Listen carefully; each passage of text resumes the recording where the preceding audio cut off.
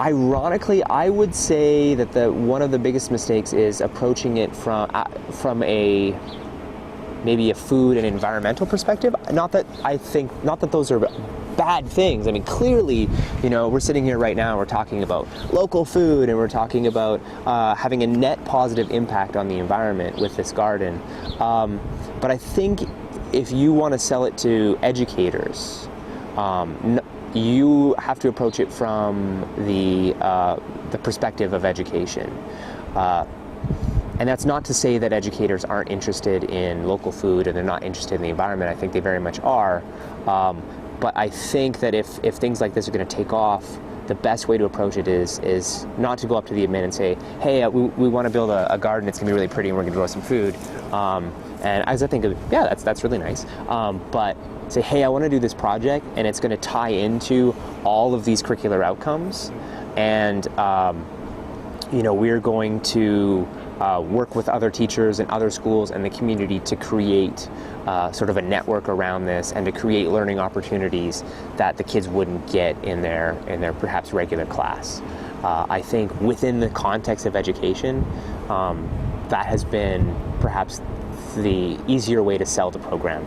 And oh, by the way, we're going to get a whole bunch of food out of it. And oh, by the way, it's going to be really good for kids, both in terms of kind of active, healthy lifestyle, but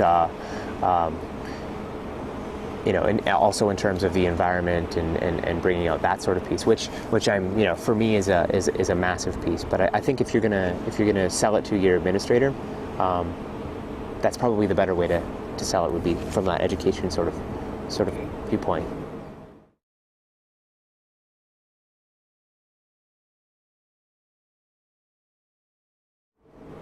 And not that I would avoid the environmental sell piece. I think that's the added bonus, right? That's like the cherry on top. Like, we can do this project-based learning, and it's going to be good for the environment, which is going to look good for the school as well.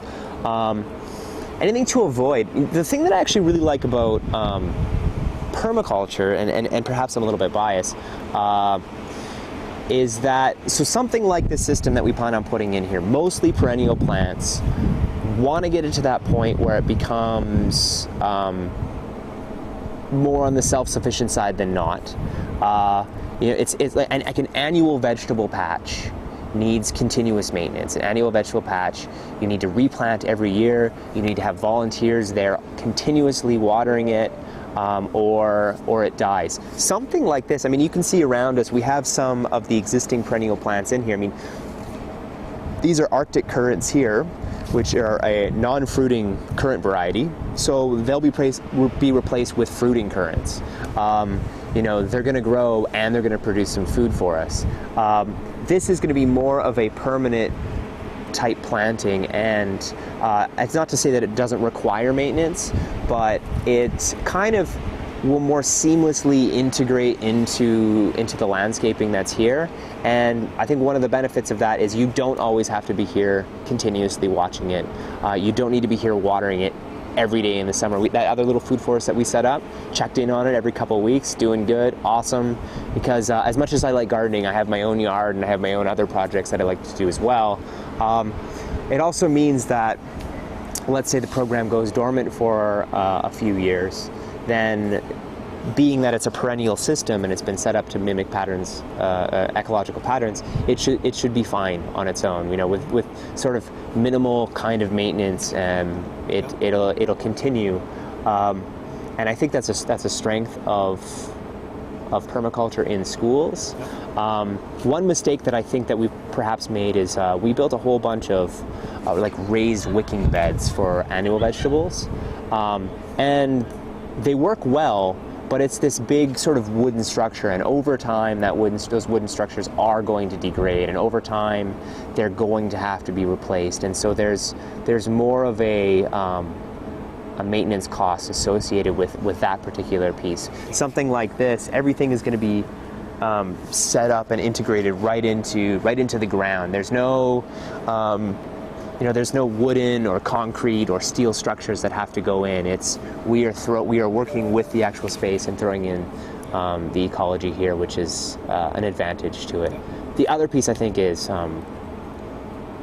putting yourself out, and it's not a not to do, but a to do, is to get out there and to integrate with, try to get the community involved. I think that's a big piece. It's a big seller. So, and that'll help grow it in other schools as well. The one thing that remains constant for me is that any program, this one or any other equivalent program out there, is only as strong as the social connections that it's able to create. And so if myself and the other teachers and the students and the admin and community organizations believe in a project like this, then it'll grow.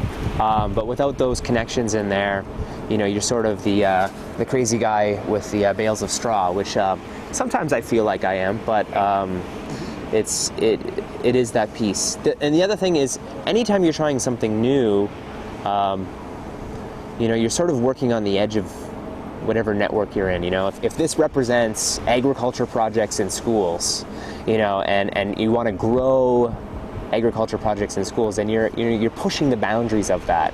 But the sort of the fortunate and unfortunate piece about the being on that edge is that there's so much potential for growth on the edge, but you're also in sort of the least resilient place possible because you're building these things for the first time, and you really do need the support of the people around you to make it happen.